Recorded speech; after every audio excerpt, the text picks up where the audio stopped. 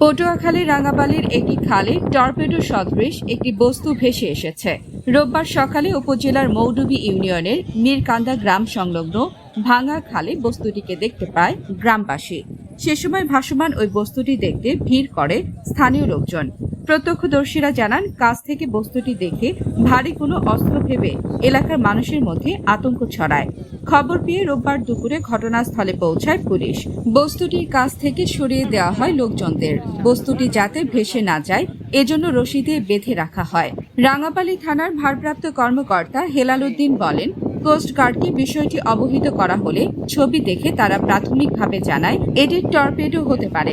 Torpedo ডুবন্ত থাকে, যেহেতু এটি ভেসে আসছে তাই সম্ভবত ব্যবহৃত।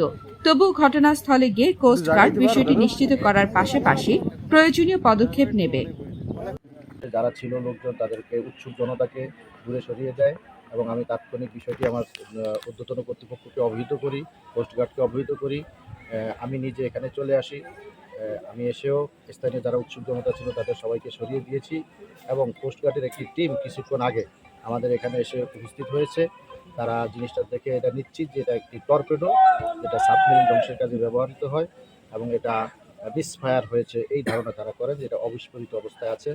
নেপাল হেডকোয়ার্টার্স থেকে আমার সাথে বেশ কয়েকবার কথা হয়েছে, তাদেরও একটি টিম এখানে আসতেছেন এবং তারা আসার পরে এটাকে কীভাবে নিষ্ক্রিয় করা যায় বা এটার বিষয়ে কী সিদ্ধান্ত নেওয়া যায় সেই সিদ্ধান্ত